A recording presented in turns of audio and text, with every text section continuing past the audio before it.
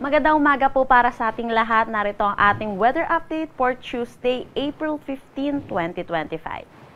Wala pa rin naman tayong minomonitor na anumang bagyo or low pressure area sa loob at labas ng ating Philippine Area of Responsibility. Pero meron tayong dalawang weather system na nakakaapekto dito sa ating bansa sa ngayon.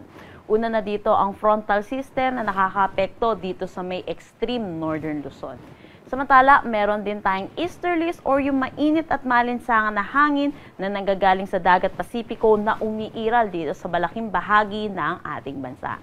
Ito rin po yung nagdadala sa atin ng mainit na panahon. Para sa ating panahon ngayong araw, inaasahan natin magkakaranas ng maulap na papawirin na may mga pag-ulan dulot nitong frontal system dito sa may Batanes, Cagayan at Apayao. Samantala, for Metro Manila at nalalabing bahagi ng Luzon, inaasahan naman po natin ang maaliwalas na panahon, pero asahan din po natin yung init tuwing tanghali hanggang hapon at kung may mga isolated rain showers at mga panandaliang pag-ulan, dulot po ito ng mga localized thunderstorm lalo na po sa hapon at sa gabi. Agwat ng temperatura for Metro Manila 27 to 35 degrees Celsius, Lawag 25 to 32 degrees Celsius. For Tagagaraw, asahan natin yung 25 to 34 degrees Celsius, Baguio 18 to 25 degrees Celsius. For Tagaytay, 24 to 33 degrees Celsius at Legazpi 24 to 32 degrees Celsius. Para naman sa magiging panahon dito po sa Palawan, Visayas at Mindanao, inaasahan po natin may mga pag-ulan pa rin po tayo may tatala dito sa may Zamboanga Peninsula, Basilan, Sulu at Tawi-Tawi, dulot ito ng pag-iral ng easterlies.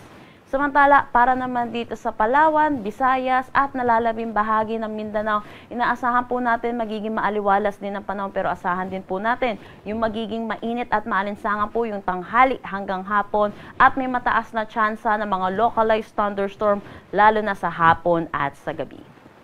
Agwat ng temperatura for Calayan Islands at Puerto Princesa, 26 to 34 degrees Celsius, Iloilo, 23 to 32 degrees Celsius, Tacloban, 25 to 32 degrees Celsius. For Cebu, 26 to 32 degrees Celsius, Cagayan de Oro, 26 to 32 degrees Celsius, Zamboanga at Davao, 25 to 33 degrees Celsius. Para naman sa heat index natin ngayong araw dito sa Metro Manila, possible ang maitala natin ay 40 degrees Celsius. Samantala, ang pinakamataas natin na possible madama ay 43 degrees Celsius dito ito sa may Sangley Point, Cavite City, Cavite, Puerto Princesa, Palawan, Birac, Catanduanes, Dumangas, Iloilo, La Granja, La Carlota, Negros Occidental. Kumikita po natin, danger level po ito. So iba yung pag-iingat po para sa ating mga kababayan. Dulot po netong init ng panahon. Stay indoors po, lalo na po sa tanghali hanggang hapon at uminom po ng maraming tubig. Wala rin tayo nakataas na anumang gale warning sa anumang seaboards ng ating bansa.